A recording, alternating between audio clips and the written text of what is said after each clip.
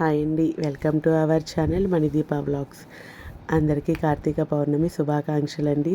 మేమైతే కార్తీక పౌర్ణమి సందర్భంగా మా ఊర్లో ఉన్నటువంటి శ్రీ శ్రీ కేదారేశ్వర స్వామి టెంపుల్ని అయితే విజిట్ చేశామండి.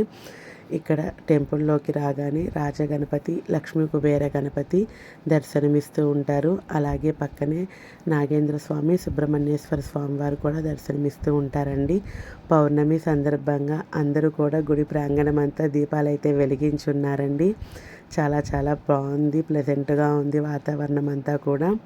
నెక్స్ట్ ఈ గుడి యొక్క విశిష్టత ఏంటంటే మన చేతులతో మనమే అభిషేకం చేసుకోవచ్చండి. అలా ఎవరైనా చేసుకోవాలనుకునేవారు మార్నింగ్ 9 లోపు అయితే రండి. ఇక్కడ స్వామివారికి గోపురం ఉండదండి. ఎండకి ఎండుతూ ఉంటారు, వానకి తడుస్తూ ఉంటారు స్వామివారు. పౌర్ణమి సందర్భంగా స్వామివారికి అయితే ముఖవచ్చస్సు పెట్టారండి. పక్కనే ఉత్సవమూర్తిని కూడా పెట్టారు. మేము వెళ్ళే టయానికి అభిషేకాలన్నీ కంప్లీట్ అయిపోయాయి. అలంకరణ స్టార్ట్ చేశారు. హారతులు కూడా ఇచ్చారండి, పంచహారతులు. ఆ దీపకాంతుల వెలుగుతో, ఆ హారతుల వెలుగుతో చాలా బాగున్నారండి స్వామివారు. ఎంత చెప్పినా తక్కువే. మీరు విజిట్ అయితే చాలా బాగుంటుందండి. నర్సరావుపేట వల్లపు చెరువులో అయితే ఉందండి ఈ టెంపుల్. ఎవరైనా విజిట్ అయ్యే వాళ్ళు విజిట్ అవ్వండి. టెంపుల్ కూడా కాకతీయులు కట్టించినట్లు ఉంటుందండి. పురాతనమైన గుడిలా ఉంటుంది. కొత్తగా కట్టారంటే ఎవరు నమ్మరు, అంత బాగుంటుంది.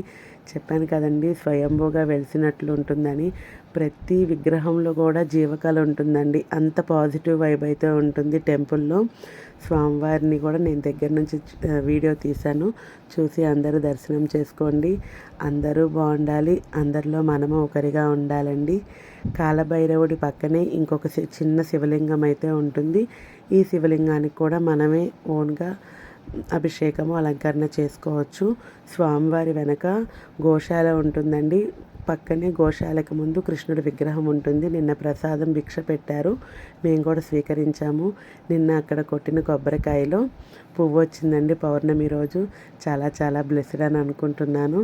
నెక్స్ట్ మీకు మార్నింగ్ వ్యూ కూడా చూపిద్దామని నెక్స్ట్ డే ఈవినింగ్ అయితే వచ్చామండి టెంపుల్ని. మీకు క్లియర్గా చూపిద్దామని. కొత్తగా కట్టారు కదా, చాలామందికి తెలియదండి, అందుకనే మీకు రూట్ కూడా చూపిస్తున్నాను. ఇక్కడ వైట్ గోడ నుంచి ఆ చివరి వరకు అంతా టెంపులేనండి. ఇప్పుడు నేను ఇక్కడ చిన్న క్లిప్ చూపిస్తాను. ఈ ప్లేస్ అయితే మాదేనండి. మేము ఇక్కడ కొనుక్కున్న తర్వాతే స్వామివారి టెంపుల్ అయితే స్టార్ట్ చేశారు. మేము 2020 ఎండింగ్లో కొనుక్కున్నాము. అప్పుడంతా కూడా ఈ గుడి ప్రాంగణము సపోటా తోటతో ఉండేదండి. ఆ సపోటా తోట అంతా తీసేసి టెంపుల్ కట్టారు. అభివృద్ధి కూడా బాగా జరుగుతుందండి. ఇంత తక్కువ టైంలో జనం చాలామంది వస్తూ పోతూ ఉన్నారు. ఎవరైనా ఒకసారి విజిట్ అయితే మళ్ళీ మళ్ళీ విజిట్ అవ్వాలనుకుంటారండి. అంత ప్లెజెంట్గా ఉంటుంది వాతావరణము. అంతా చుట్టుపక్కలంతా పొలాలు, పచ్చని వాతావరణం అయితే ఉంటుంది.